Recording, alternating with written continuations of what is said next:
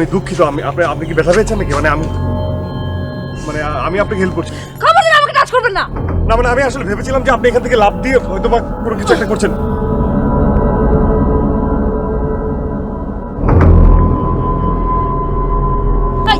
এখান থেকে আমি লাফ দিলে আপনার সমস্যা কোথায়? হ্যাঁ, আপনার প্রবলেমটা কি? আমি আপনাকে বলছি আমাকে ধরতে, ধরছেন কেন আমাকে? আমি ভেবেছিলাম যে আপনি এখান থেকে হয়তো একটা বিপদ হচ্ছে আর কি, এই জন্য আমি আসলে।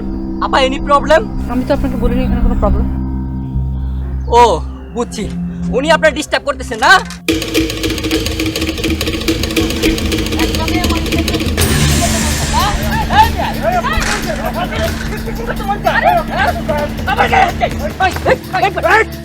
আমি তোকে বলছি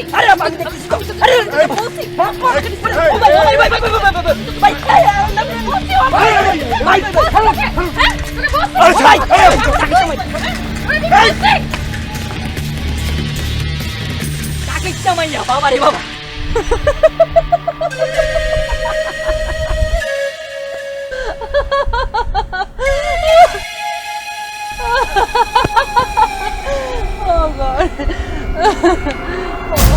কি ব্যাপার, আপনি এভাবে হাসছেন কেন? আপনার কি প্রবলেম? হাসপাবো না, এটা আমার নাগরিক অধিকার।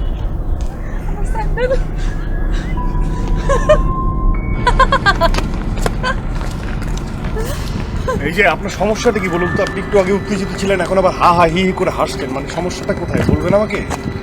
আমি আপনাকে সাহায্য করতে পারতাম। আমাকে একটু বাসায় পৌঁছে দিয়ে আসতে পারবেন? জি আমাকে একটু আমার বাড়িতে পৌঁছে দিয়ে আসতে হবে, পারবেন? জি হ্যাঁ, তা পারবো, কিন্তু আপনার তো তাহলে আমার বাইকের পেছনে উঠে যেতে হবে। ঠিক আছে, কোনো সমস্যা না, আমি পারবো। কিন্তু আপনি আমার লজ্জা পাবেন না তো আমাকে আপনার বাইকের পিছনে বসিয়ে? না কেন, লজ্জার কি আছে? ঠিক আছে, চলুন তাহলে।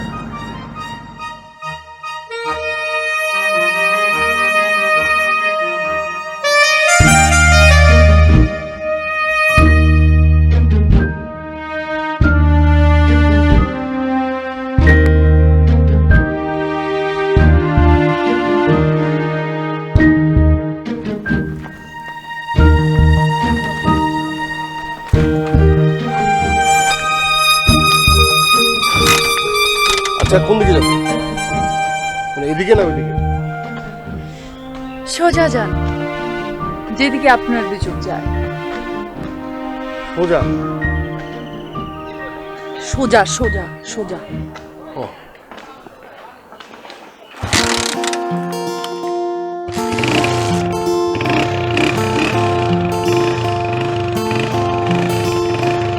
I hear you sing, I know it's true. Better tell me once that I know it's you.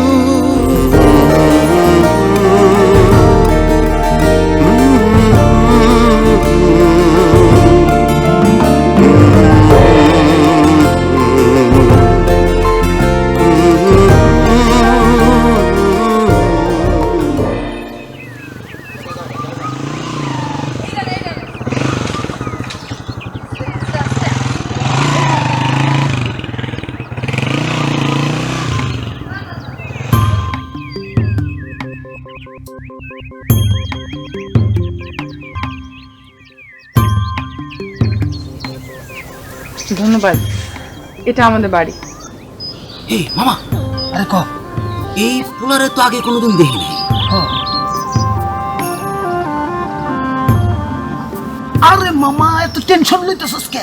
2 দিন পরে পোলাই যখন জানবো ভাইয়ার মাথায় সিট আছে, তখন তো মামা পোলাই তো ভাগবো।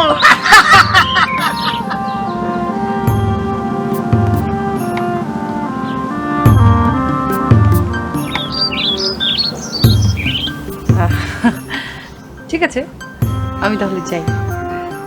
শুনেন, নামটাই তো জানা হলো না। কলি।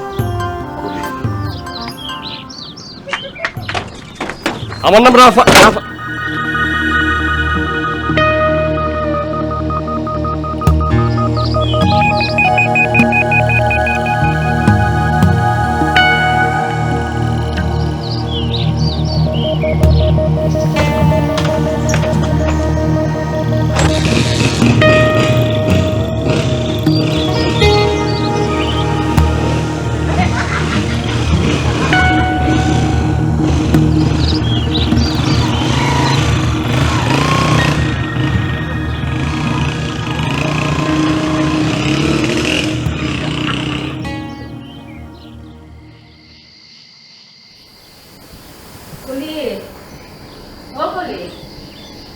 কি রে মা বলি হাই 3 দিন পর কিন্তু তোরে দেখতে আইবো পাত্রপক্ষ এইবার যদি কোনো উল্টাপাল্টা করস তাহলে কিন্তু আমার চেয়ে খারাপ কেউ হইব না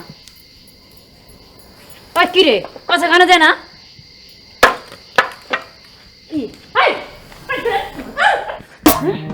এত বড় সাহস আমার কথা কানে যায় না কি হয়েছে দামাক কি হয়েছে দামাক হ্যাঁ তুই কোন জমিদারে জি হইছস হ্যাঁ তোর জন্য রাজপুত্ররা খারাপ হয়ে থাকবো কইছি না আমি বিয়ে করব না কইছি না বিয়ে করব না বিয়ে করবি না মানে ও তা করবি কেন তুই বিয়ে করলে ওই গল্লির পোলাপান গুলোকে টাঙ্কি মারবো কেডা তোর মা বাইকে গেছিল এক বেড়ারে লইয়া আমার সহজ সরল বাইডারে ফালাইয়া তুইও যা যা বাজারে খাতা নাম লেখা যাস না কে যা যা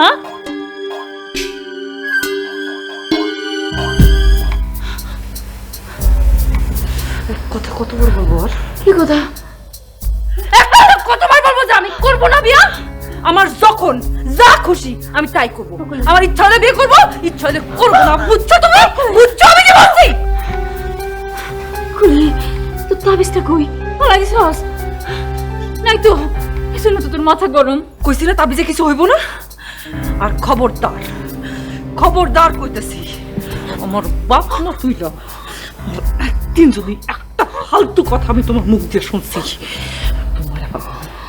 একদম মায়েরা ফেলাম আমি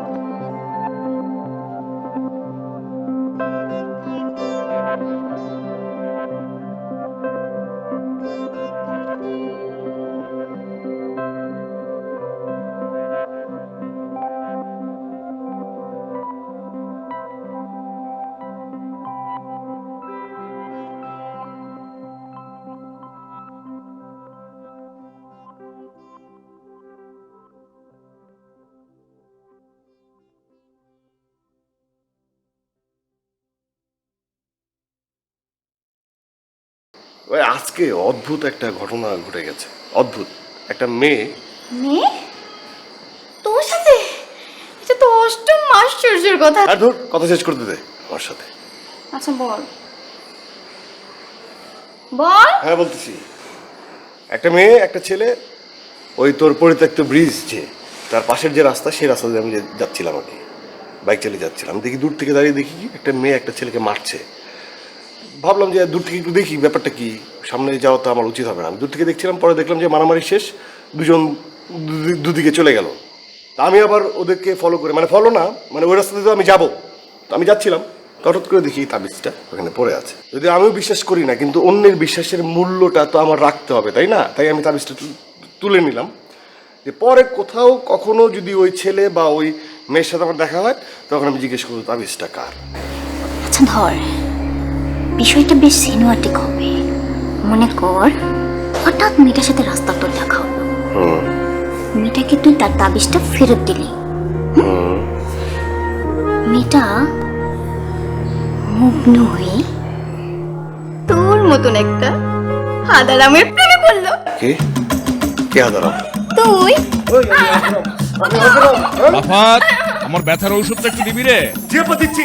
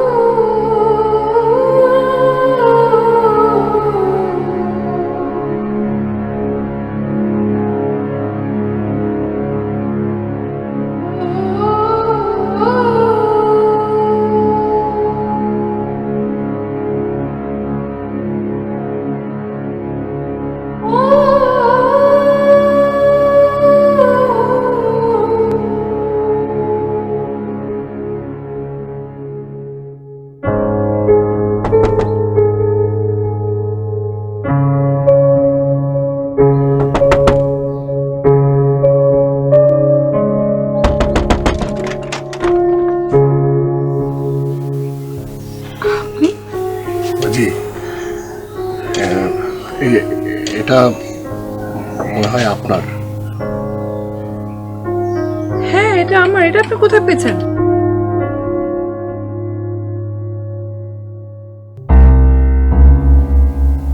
যে ওই যে কাল আপনি যখন ওই লোকটাকে ধরে মারছিলেন তখন বুঝতে পেরেছি।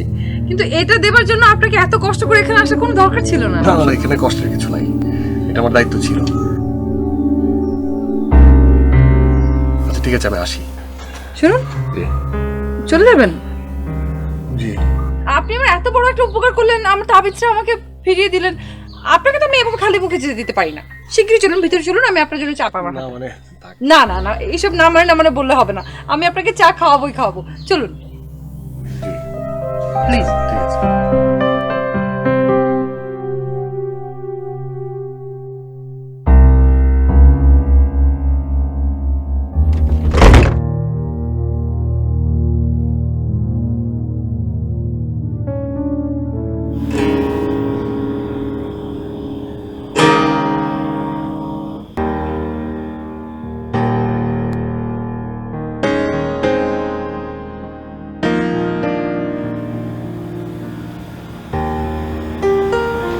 এগুলো আমার বাবার। আপনি চান? জানেন, বসুন না।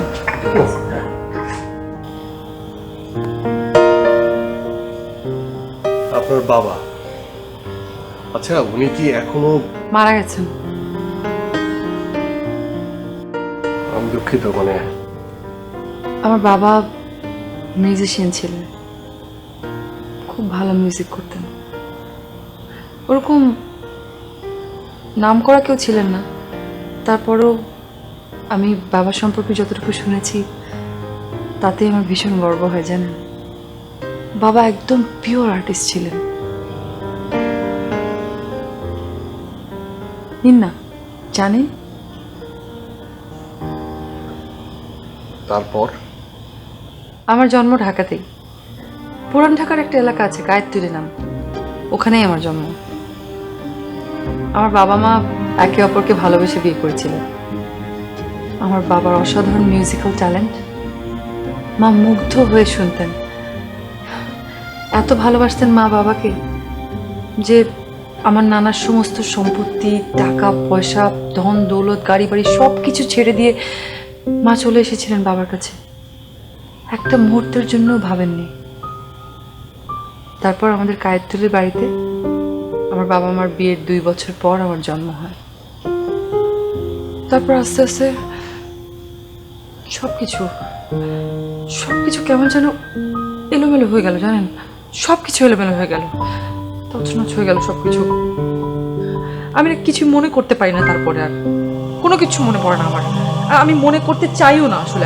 আমি কোনো কিচ্ছু মনে করতে চাই না। আমি কিচ্ছু মনে করতে চাই। বলি, আপনি শুনুন, আমি আপনার কাছে তো এত কিছু জানতে চাইনি, আপনি কেন আমাকে শুধু শুধু বলছেন? মানে দেখুন, আপনি এত বড় মানুষের ঘরে জন্ম নিয়েছেন, এটা তো সৌভাগ্য।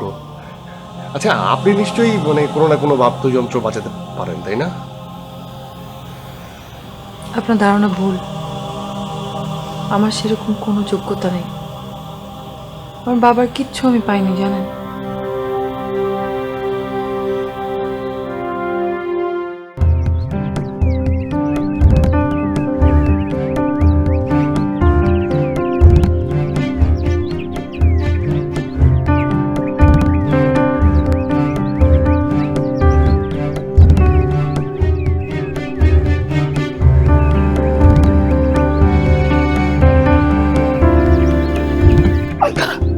মামা এইভাবে দেওয়াল টপকে আর জন্য বাড়িতে যাও, ঠিক হইব?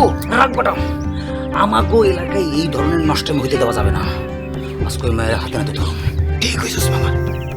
তাড়াতাড়ি হোক।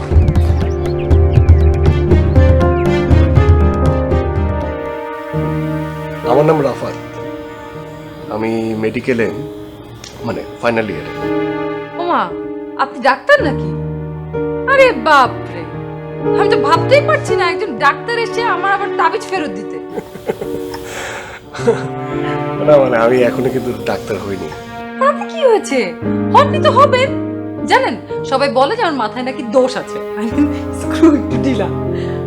এই জন্য আমাকে এই তাবিজ কবজ এগুলো পড়তেই হয়, পড়া পানি খেতে হয়, আরো যে কি কি করতে হয় আপনার কোনো ধারণাই নেই। শোনেন, যেদিন আমি পুরোপুরি পাগল হয়ে যাব, মানে পুরোপুরি পাগল হয়ে যাব, বুঝতে পারছেন তো, ওই দিন আপনি আমার ট্রিটমেন্ট করবেন। প্লিজ আপনি পাগলের ডাক্তার হবেন, আমি আপনার কাছে ট্রিটমেন্ট করবো তখন, ঠিক আছে? আপনি হাসছেন কেন? আমি কিন্তু সিরিয়াসলি বলছি। আচ্ছা ঠিক আছে ঠিক আছে ঠিক আছে, আমি যদি ডাক্তার হই তাহলে আমি পাগলের ডাক্তার হব, আর পাগলের ডাক্তার হয়ে আমি আপনার চিকিৎসা করব, প্রমিস। ঠিক আছে, তাহলে আপনি কিন্তু আমাকে আপনি আপনি করে বলতে পারবেন না, আপনি অবশ্যই আমার নাম ধরে আমাকে তুমি করে বলবেন, কারণ এখন তো আপনি আমার ডাক্তার আর আমি আপনার রোগী, তাই না? আচ্ছা ঠিক আছে, এখন থেকে আমি আপনাকে আপনি করে বলবো, তুমি করে বলবো।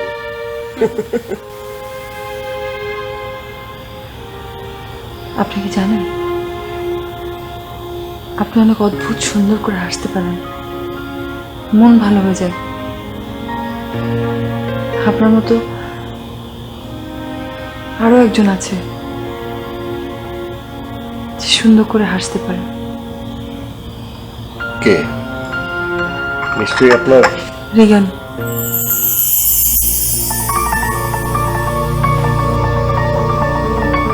কে? রিগান,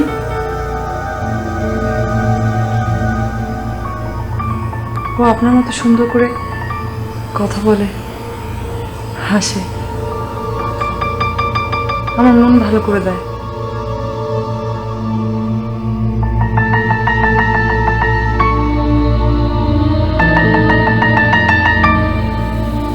আচ্ছা রিগানটা কে? সব কথা একদিনে বলে ফেললে কি আবিষ্কারের নেশাটা থাকবে? বলেন।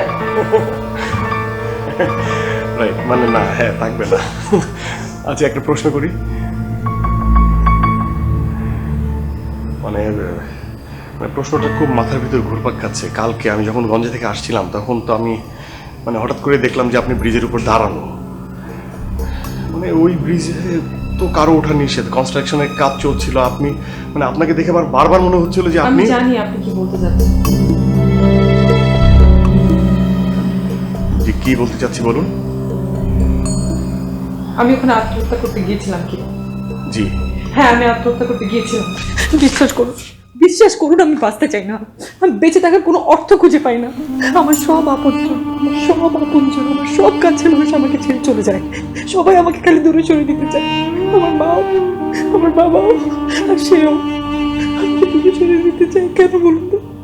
তাহলে বেঁচে থেকে কি করবো বলুন? সেটা কি? আপনাকে বলবো, আমি আমি আমি আপনাকে বিশ্বাস করতে চাই, আমি আপনাকে বিশ্বাস করতে চাই। আমি জানি আপনি আমাকে বুঝতে পারবেন।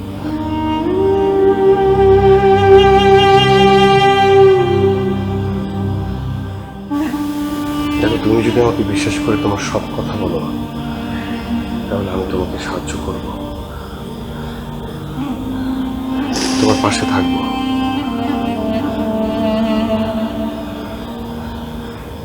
একটা বিশ্বাস দিয়ে মানুষের জীবন চলে না।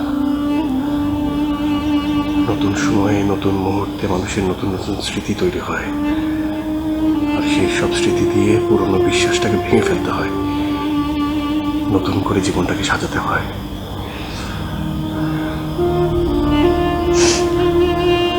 আমি অপেক্ষায় থাকবো, তুমি আমাকে কবে তোমার সব কথা বলবে। চৈত্র সংক্রান্তি, আমার জন্মদিন, সেদিন আমি আপনাকে সব কথা বলবো, আমার সব পুরনো বিশ্বাস অবিশ্বাসগুলোর সাথে পরিচয় করে দেবো। আমাদের দেখা হবে কোথায়? শহরের যে পাশটাতে নদী শুকিয়ে গেছে তার ঠিক পাশেই একটা সবুজ মেহগনি বাগান আছে। আমি চিনি।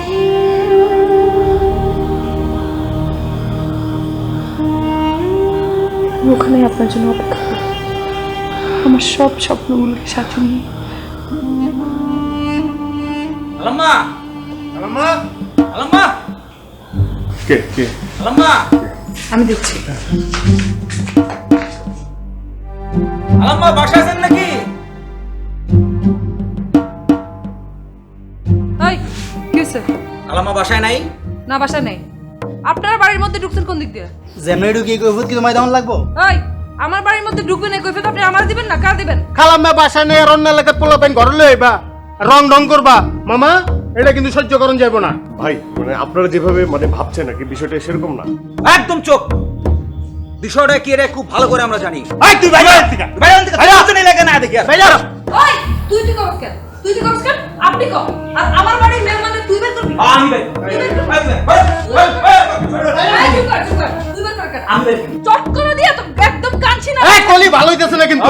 বেশি বাড়াবাড়ি হয়েছে কিন্তু বাড়াবাড়ি হইতেছে। তোরা বাড়াবাড়ি দেখছস কি দাও? তুই বেশি বাড়ছস। আমার বাড়িতে তুই কি আমারে শাসাস? এই কলি তুই কই যাস?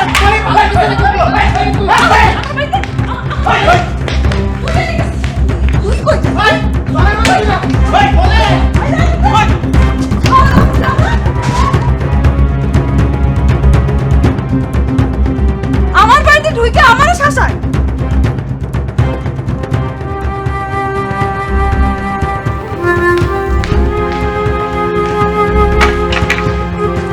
আর ভয় নাই, সবগুলোকে মেরে বের করে দিছি। না আপনি শুধুই আমার জন্য ওদের সাথে ঝগড়া করলেন, মানে বিষয়টা কিন্তু একদমই ঠিক হয়নি। আরে কি বলেন এগুলো? আমার বাড়িতে কি আসবে না আসবে এটা জিজ্ঞেস করো। ওরা কারা? ওরা কেন বাড়ির মধ্যে এভাবে ঢুকে উল্টাপাল্টা করবে? না মানে তাও মানে ওদেরকে দেখে কিন্তু মনে হয়নি যে ওরা ভালো মানুষ। ওরা খারাপ, যে কোনো সময় আপনার ক্ষতি করতে পারে। ওরা শুধু এই গলির মোড়ে মিউ করতে পারে, অন্য কাউকে কিচ্ছু বলার কোনো সাহস নাই ওদের। আপনি যান, এখন কোনো সমস্যা নাই, কিচ্ছু করবে না ওরা। আচ্ছা আচ্ছা ঠিক আছে, আপনি এখানে থাকেন, আমি আগে দেখে আসি। ঠিক আছে।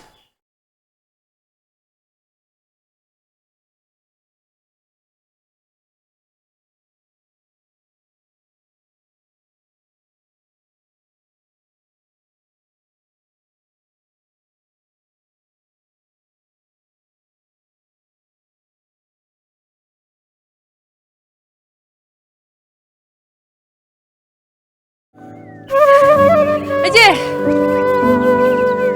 সরি, আমি নিজেই আপনাকে দাওয়াত করে লেট করে ফেললাম। না না না না কোনো সমস্যা নেই, আমি ওই এইমাত্রই এসেছি। Happy birthday.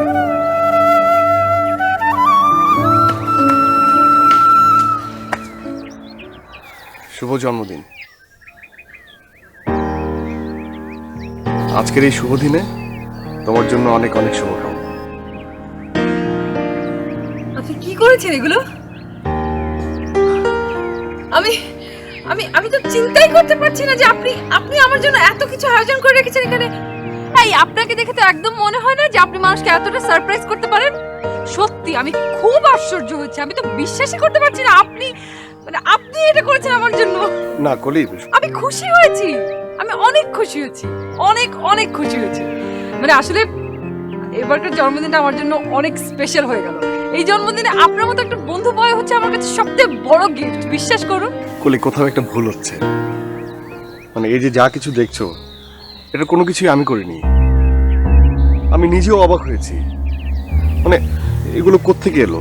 তখন আমার মনে হয়েছে তুমি হয়তো বা আগে এসে এগুলো আয়োজন করে গেছো আমাকে অবাক করে দেওয়ার জন্য।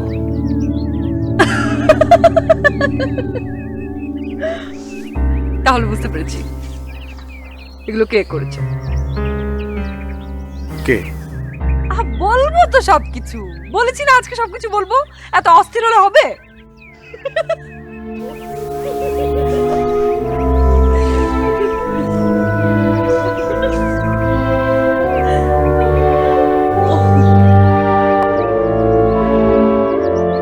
এখানে আমরা দুজন ছাড়াও অন্য কেউ আছে? তাই তো মনে হচ্ছে।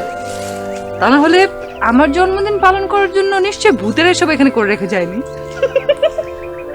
আপনি কি ভূত ভয় পান? আচ্ছা আচ্ছা, ভয় পাওয়ার কিছু নেই, আমরা একটু অপেক্ষা করি, তাহলে মনে হয় সে চলে আসবে।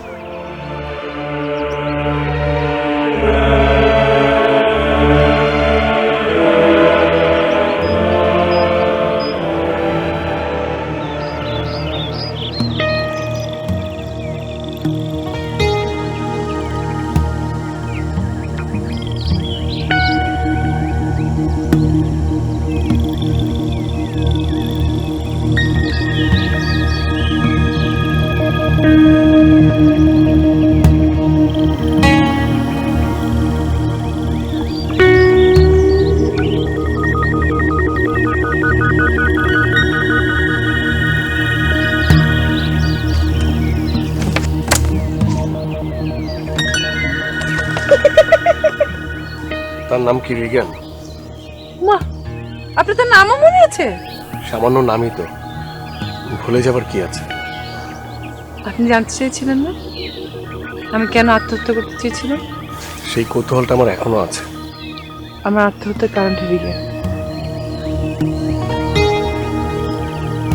মানে আপনাকে সে ভালোবাসে না? আরে আপনি আমাকে আবার আপনি আপনি করে বলছেন? আপনার না আমাকে তুমি করে বলার কথা। আমি দুঃখিত, সরি। আচ্ছা, মানে তুমি যেভাবে রিগানকে ভালোবাসো, সে কি তোমাকে সেভাবে ভালোবাসে না? মানে অভিযোগটা কি? কি কারণে তুমি আত্মহত্যা করতে চাইছো? কোনো অভিযোগ নেই ওর প্রতি আমার। রিগান এমন একটা ছেলে, ওর প্রতি আপনি কোনো অভিযোগ করতে পারবেন না, অভিমান করতে পারবেন না। ও এত ভালো ছেলে। ও সবসময় আমার ছোট বড় ভুলগুলোকে প্রশ্রয় দিয়েছে।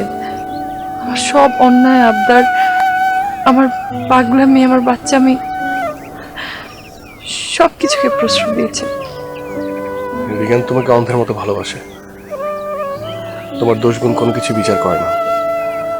আবার অন্যদিকে সেই মানুষটার প্রতি তোমার কোনো অভিযোগ নেই, তুমিও তাকে অসম্ভব ভালোবাসো। বিষয়টা তাই তো?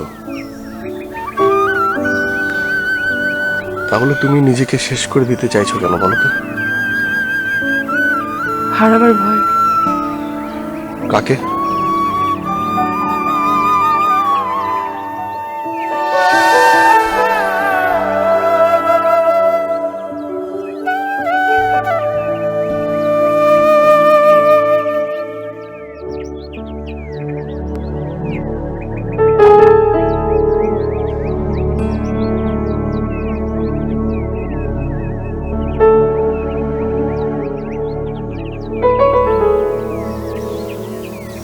রিগান আমার থেকে অন্য কিছুকে বেশি ভালোবাসতো।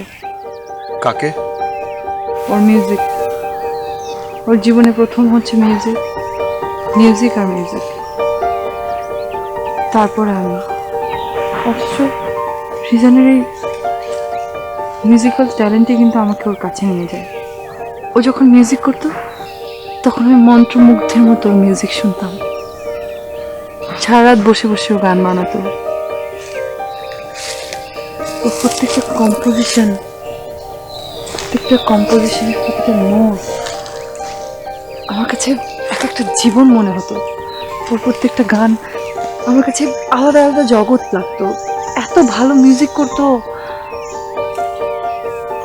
যে মিউজিকের জন্য আমরা এতটা কাছাকাছি এসেছিলাম, সেই মিউজিকের জন্যই আবার আমাদের মধ্যে দূরত্ব তৈরি হলো। ও সারাক্ষণ ওই মিউজিক নিয়েই পড়ে থাকে, একটু টাইম দেয় না। ওর আর আমার মধ্যে কেমন যেন একটা দূরত্ব তৈরি হয়ে গেছে এই মিউজিকের জন্য।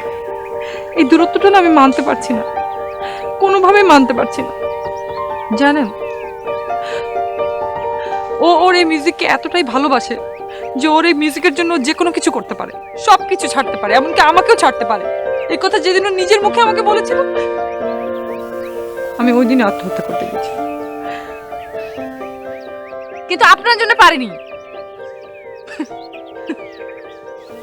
তবে রিগানের কাছে নিশ্চয়ই তুমি আর মিউজিক একই বিষয় না, এটাই তো হওয়া উচিত। রিগান দুটোকেই ভালোবাসে, আর এই জন্যই হয়তোবা দুটোকে দুভাবে পেতে চায়। না, রিগনের জীবনে শুধু আমি থাকবো, আমি, অন্য কেউ না, অন্য কিচ্ছু না।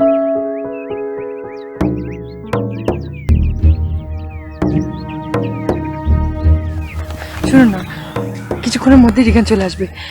আমি আমি আমি আপনাকে বোঝাতে পারছি না আমার কত ভালো লাগছে। এই বার্থডেটা আমার জন্য অনেক অনেক স্পেশাল। আমি আপনার মতো একজন বন্ধু পেয়েছি।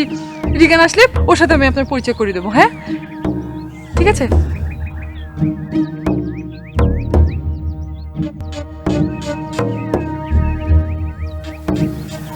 আমি আসি।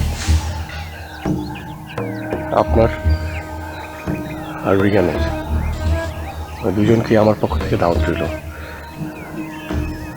আরেকদিন দেখা হবে। এই শুনুন না প্লিজ প্লিজ এখনই যাবেন না। এই যে রিগান আমাকে গিফট দিয়ে গেছে, চলুন না গিফটে দুজন মিলে দেখি কি দিয়েছে ও। প্লিজ প্লিজ প্লিজ প্লিজ আরেকটু সময়।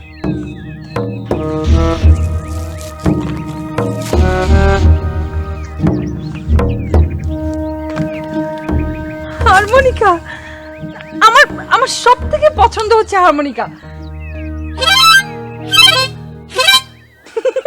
সুন্দর না? গোল্ডেন একটা চিঠিও আছে। ও এত রোমান্টিক, আমি তো আপনাকে বলতেই ভুলে গেছি। দেখেছেন, একটা চিঠিও রেখে গেছে। এত নাটক করতে পারে। উফ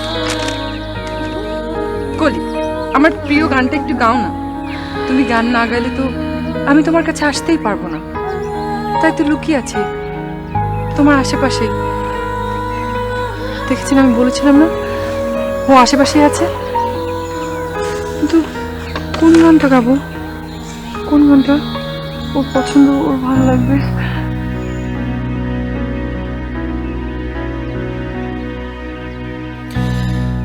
বুঝি না কিভাবে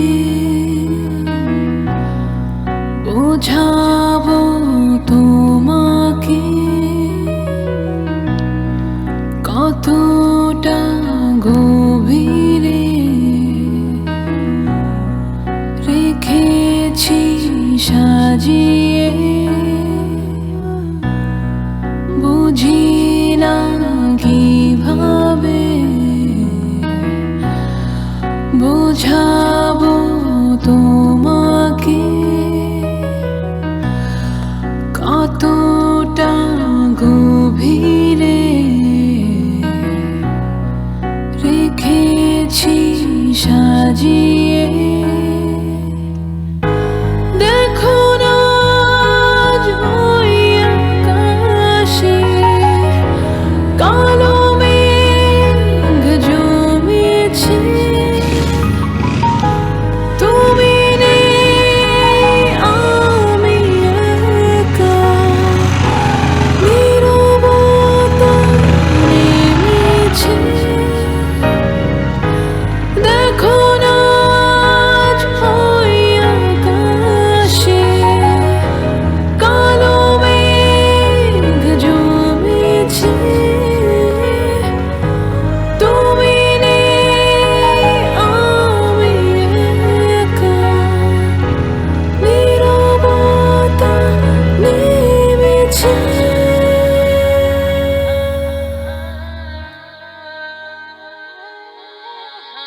দেখি চোখটা।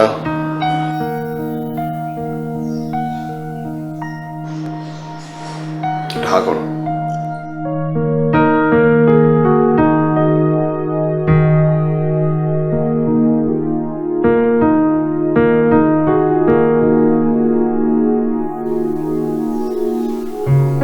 স্যার, জোরে জোরে শ্বাস নাও। যে পেশেন্টে আসার কথা ছিল তারা চলে এসেছে।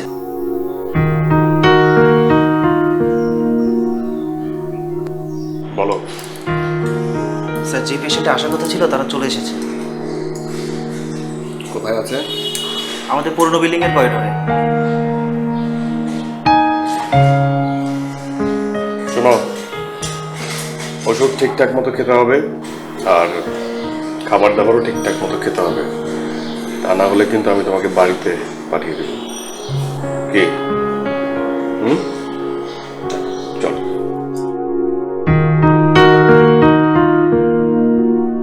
আপনাদের এখানে উনি কত বছর আগে ভর্তি হয়েছেন? 5 বছর। পেশেন্ট কোন ডাক্তার আন্ডারে ছিলেন? ডাক্তার বুরহানুদ্দিন স্যারের আন্ডারে ছিল।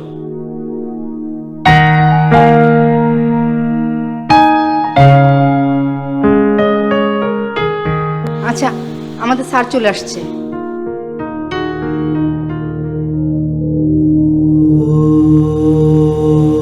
আসসালামু আলাইকুম ডাক্তার সাহেব।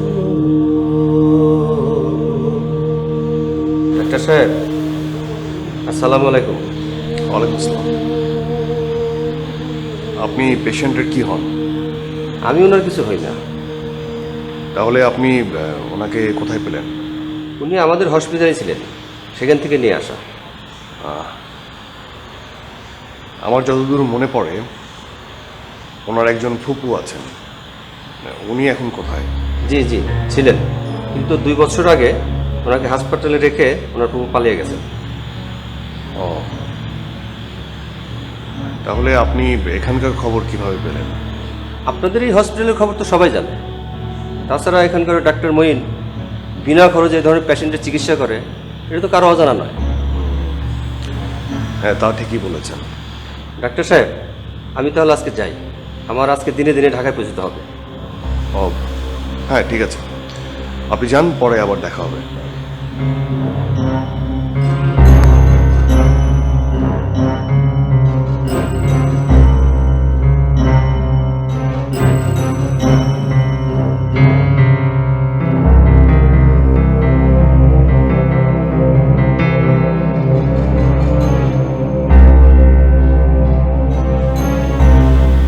কলি,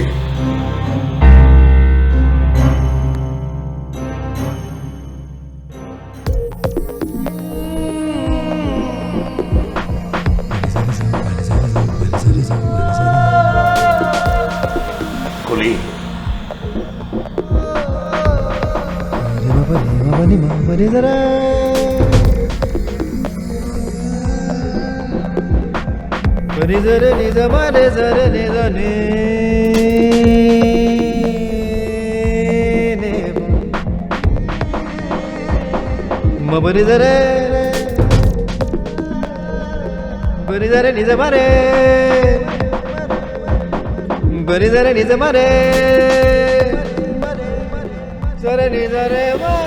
স্যার, পেশেন্ট কি আপনার পূর্ব পরিচিত? স্যার, পেশেন্ট কি আপনার পূর্ব পরিচিত? হ্যাঁ, মনে হয়।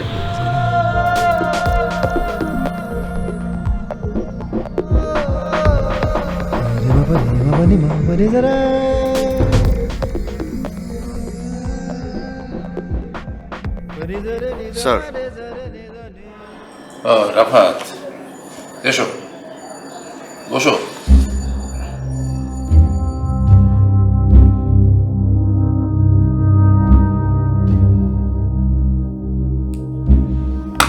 তুমি এই ফাইলটা একটু দেখো।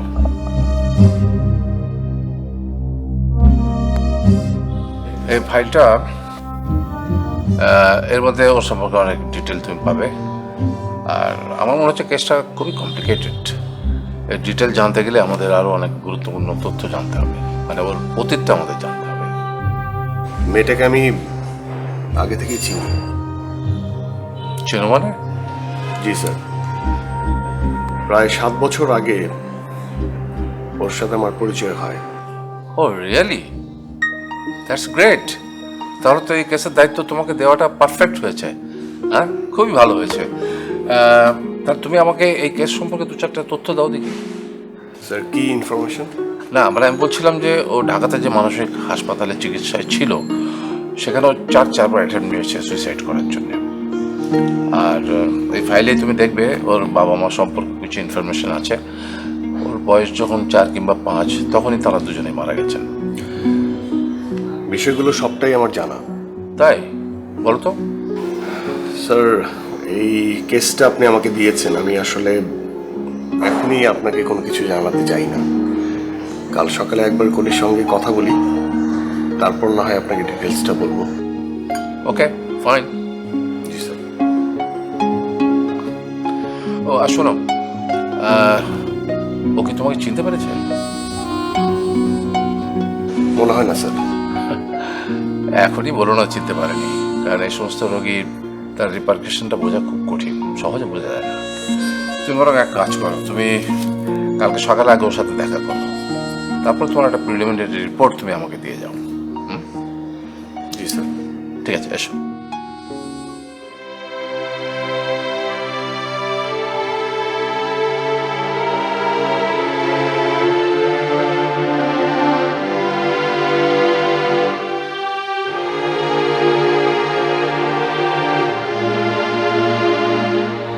আমার নাম রাফাত, আমি এসেছি আপনার সঙ্গে পরিচিত হতে।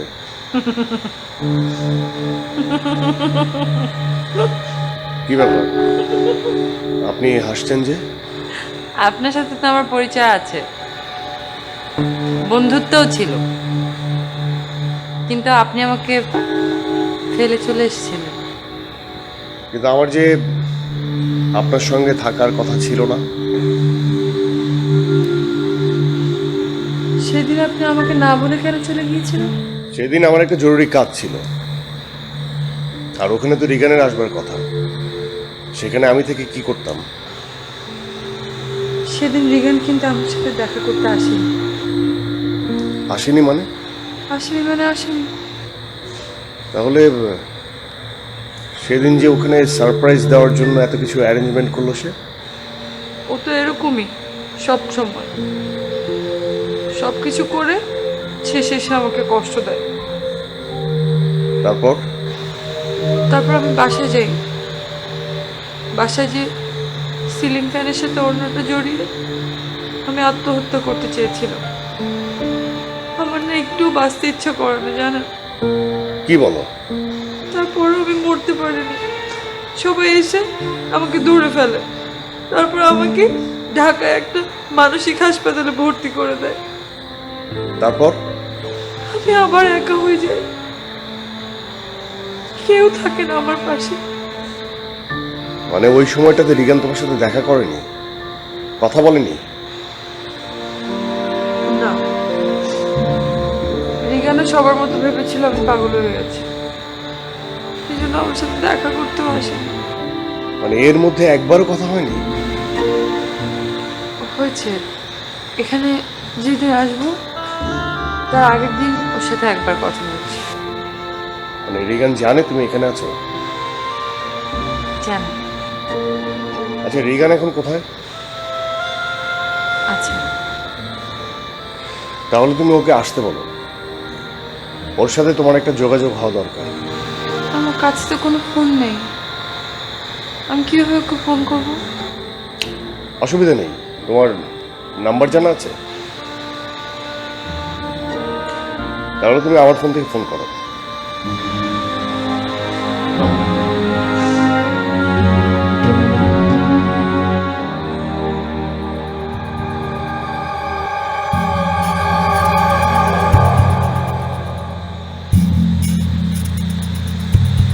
হ্যালো রিগান, তুমি কি একটু আসতে পারবে এখানে? আমি জানতাম তো আমার জন্য তোমার কোনো সময় হবে না। তোমার কোনো না কোনো কাজ পড়ে যাবেই। যখন আমার সাথে দেখা করতে হয় তখনই তোমার কাজ পড়ে যায়, তাই না? যাও, আসতে হবে না। কি বললো রিগান? বললো ও শো আছে, কনসার্ট, আসতে পারবে না। আচ্ছা ঠিক আছে, অন্য একদিন আসবে, কোনো সমস্যা নেই। শোনো, এখন তুমি শুয়ে পড়ো একদম। হ্যাঁ, শুয়ে পড়ো। হ্যাঁ, শোনো, রিগান আসবে, খাওয়া দাওয়া ঠিকঠাক মতো করতে হবে, আর ওষুধটা টাইম লিখে হবে, তা না হলে কিন্তু রিকভারি হবে না। সব কিছু ঠিকঠাক মতো করবে। আমি আসি।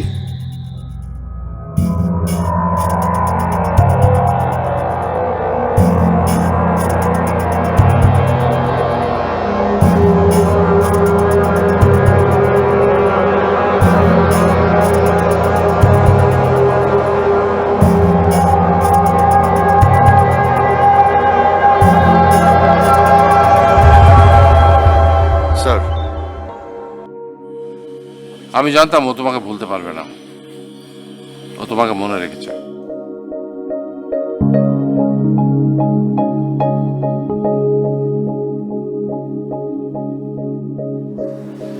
কেন স্যার? আমাকে ভুলতে পারবে না কেন? সেটা অন্য বিষয়, আমি তোমাকে মূল বিষয়টা বলি। শোনো, তার আগে ও যে তোমাকে রিগানের ফোন নাম্বারটা দিয়েছে। স্যার, এই বিষয়টা আপনি কি করে জানলেন? সরি, আমি আড়াল থেকে তোমাদের কনভারসেশনটা শুনে ফেলেছি। আচ্ছা ঠিক আছে, তুমি আমাকে রিগানের ফোন নাম্বারটা দাও, আমি রিগানের সাথে একটু আমার কথা বলা দরকার। Sure sir.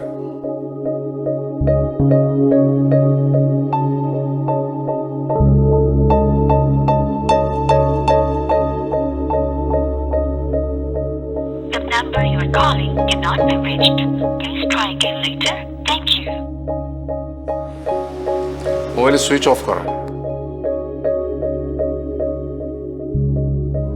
তুমি ভেবো না আরাফাত, আমি আমার মতো করে রিগানের সাথে যোগাযোগ করে নেব। তুমি শুধু কলিকে গিয়ে খবরটা দাও যে রিগান ওর সাথে কালকে দেখা করতে আসবে। মানে স্যার, রিগানের সাথে যোগাযোগ না করে ওকে এই কথাগুলো কি বলা ঠিক হবে? মানে আমার মনে হয় স্যার, মিথ্যা আশ্বাসটা দেয়া ঠিক হবে না। মানে যদি রিগান সত্যি সত্যি না আসে তখন তো উল্টো রিয়াকশন হবে। হবে না, আমি তোমাকে বলছি হবে না। আর যদি হয় সেটা আমরা সামনে নেব। আর দেখো, একটা মহৎ কাজ করতে গেলে সব কিছু করা যায়, সেখানে যদি মিথ্যাও বলতে হয় সেটা শেষকালে কি হয়, একটা মানুষের জীবনটাকে বাঁচিয়ে দেয়। আচ্ছা ঠিক আছে, তুমি যাও, গিয়ে কলিকে বলো যে কালকে রিগান ওর সাথে দেখা করতে আসছে, তুমি ওকে তার কাছে নিয়ে যাবে। যাও। আর শোনো, এই ফাইলটা তোমার কাছে রাখো। এটাতে আমি কলি সম্পর্কে একটা মোটামুটি প্রাইমারি অ্যাসেসমেন্ট করে রেখেছি। তুমি রাত্রে একটু পড়ে নিও, তাহলে কালকে রিগানের সাথে দেখা করতে এবং কথা বলতে তোমার সুবিধা হবে। আচ্ছা ঠিক আছে, তোমার রাতে কলি কিছু বলার দরকার নেই। তোমার যদি মনে হয় যে মিথ্যা আশ্বাস দেওয়াটা ঠিক হচ্ছে না, ওর কষ্ট হবে, তাহলে ঠিক আছে, আজকে আর কিছু বলার দরকার নেই। তুমি কালকে সকালে সরাসরি ওকে রিগানের সাথে কথা বলে নিও। জি স্যার, যাও। আসি।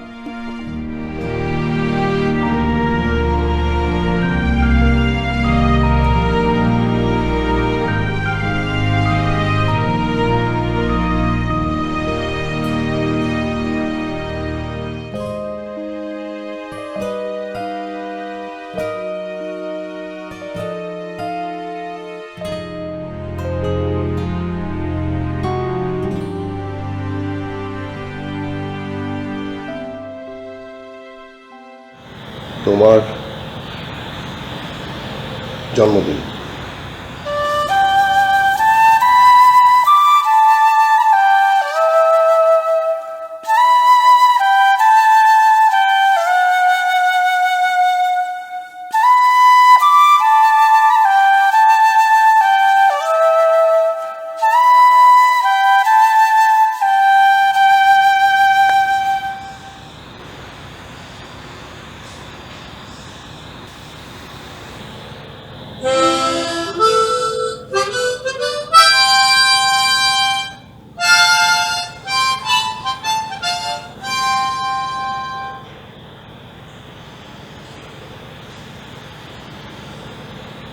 Happy birthday.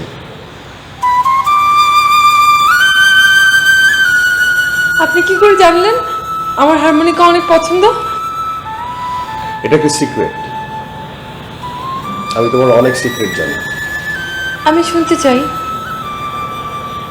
আজ তোমার জন্য একটা সারপ্রাইজ আছে। সারপ্রাইজ? আজ একজন পুরনো কারোর সাথে তোমার পরিচয় করে দিতে চাই।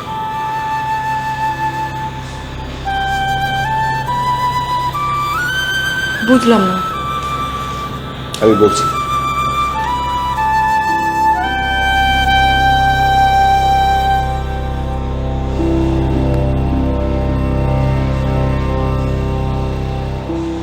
আজ আমি তোমাকে এমন একজন মানুষের কথা মনে করিয়ে দিব যাকে তুমি অনেক ভালোবাসো, অনেক, নিজের জীবনের থেকেও অনেক বেশি। তোমার চিন্তা, চেতনা, ধ্যান, ধারণা, মন সবকিছু জুড়ে সেই মানুষটা।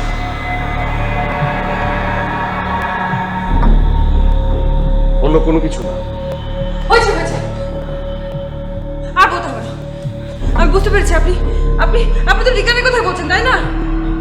খবরদার ওর কথা আমার সামনে বলবেন না। গত 2 দিন ধরে ও আমার ফোন রিসিভ করেনি। কেন? এত ব্যস্ত যে এখানে আমাকে একটু দেখতে আসতে পারলো না। আমি ওর মুখও দেখতে চাই না, আমি ওর মুখ দেখতে চাই না। ওকে ওকে ওকে খবর আমার এখানে আসতে মানা করবেন। আচ্ছা বলি, সত্যি করে বলো তো, রিগান চাইলে কি আসতে পারবে? আর কতক্ষণ চাইবে তুমি? রিগান আসলে কোথায় বলো তো? আমি জানি না।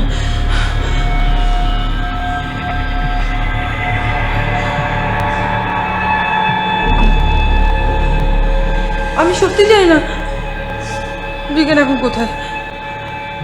ও ও ও ও গত 2 দিন ধরে আমার ফোনই ধরেনি। আমি কি করে বলবো এখন কোথায়? ও বলছিল যে ওর ওর নাকি কনসার্ট আছে, ওটা প্র্যাকটিস থাকবে, ও অনেক ব্যস্ত থাকবে। রিগান নামের কেউ নেই, রিগান নামের কেউ নেই কলি। এটা তোমার চিন্তায় কাল্পনিক একটা চরিত্র। রিগানের কোনো এক্সিস্টেন্স নেই কলি। তুমি রিগানকে ব্যবহার করেছো, সব সময় ব্যবহার করেছো তোমার সুবিধার্থে, বেঁচে থাকার জন্য। রিগান যখন তোমাকে ভালোবেসে তোমার বার্থডেতে সুন্দর সুন্দর গিফট করেছে, তখন তুমি প্রাণবন্ত, তখন তুমি হাস্যোজ্জ্বল আনন্দে হেসে উঠেছ, সব রূপ দেখিয়েছ। কিন্তু এই রিগান যখন নিজের মিউজিকের থেকে তোমাকে কম ভালোবেসেছে, তখন তুমি ফ্রাস্ট্রেটেড, তুমি বারবার আত্মহত্যা করতে চেয়েছো। কিন্তু Koli, is there any existence of রিগান?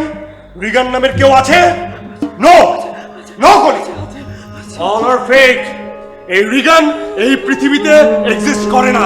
এই পৃথিবীতে রিগান নামের কেউ নেই। Is all are bullshit, fake.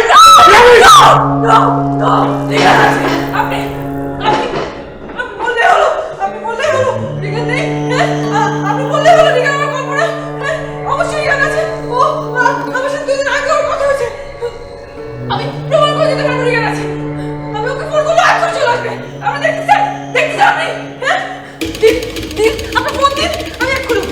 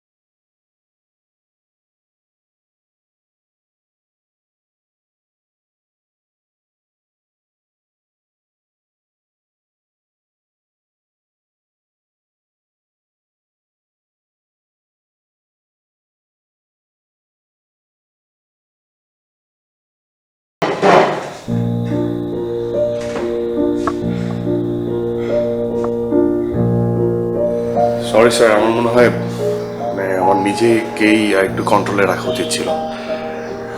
এত বেশি চিৎকার চেঁচামেচির কারণে ফেইন্ট হয়ে গেছে। আমি এখন বুঝতে পারছি না যে কি হবে। কলির বাবা আমার পাশা, তিনি ছিলেন কলির একমাত্র আশ্রয়। যদিও কলির খুব ছোটবেলাতেই তার বাবা মারা যায়, কিন্তু তার বাবার সঙ্গীত প্রতিভার প্রতি তার আকর্ষণ সবসময় ছিল।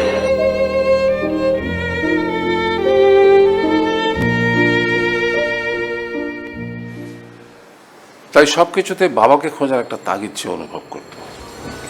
একদম ছোটবেলা থেকে অবহেলায় মানুষ হওয়া কলি নিজেকে সবসময় খুব গুরুত্বপূর্ণ একটা মানুষ হিসেবে বিবেচনা করত, কিন্তু যখনই সেই গুরুত্বটা পেত না তখন সেটা জোর করে আদায় করে নিত। আর এই জোর করে আদায় করার প্রচেষ্টা থেকেই কিন্তু রিগানের জন্ম। রিগানকে সে নিজের পছন্দ মতো সবকিছু দিয়ে তৈরি করেছে, এমনকি তার নিজের প্রেমিক হওয়ার ক্ষমতাও রিগানকে সে দিয়েছে। এবং এই রিগানই মাঝে মধ্যে তাকে নানানভাবে সারপ্রাইজ দিত। আবার বাবার যে সঙ্গীত প্রতিভা, সঙ্গীত সৃষ্টির যে ক্ষমতা, সেটাও রিগানকে দিয়ে বাবাকে খোঁজার চেষ্টা করত। আসলে মানুষের মন যে কখন কোন ফাঁদে পা দিয়ে ভুল করে ফেলে এটা ভাবা যায় না। স্যার, তাহলে এখন মানে আমাদের নেক্সট স্টেপটা কি হবে কলির ব্যাপারে?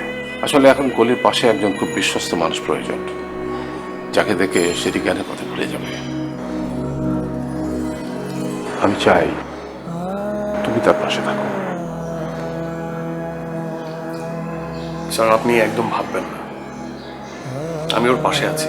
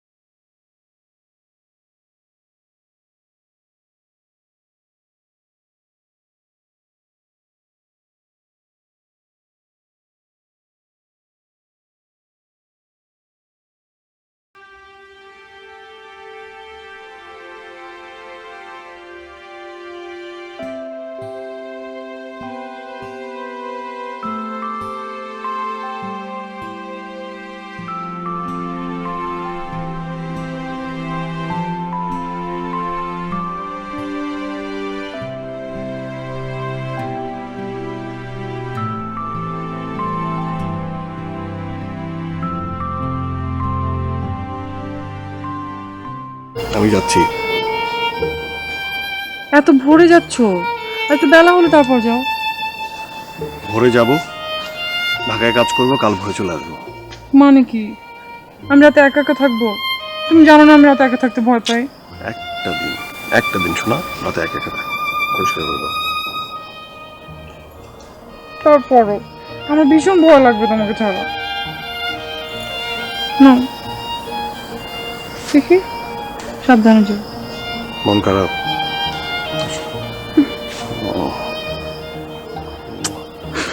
চলে আসবো। হ্যাঁ, ঠিকভাবে থেকো। যাই।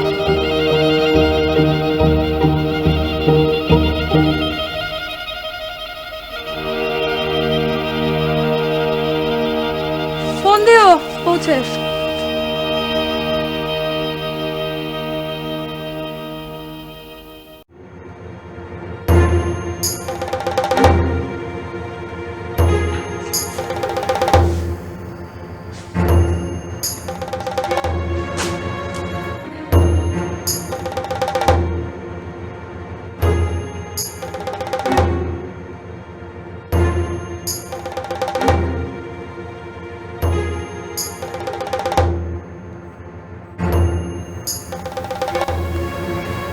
হ্যালো রিগান, কেমন আছো? আরে না, বাসায় নেই, বের হয়ে গেছে, এই জন্য তো ফোন।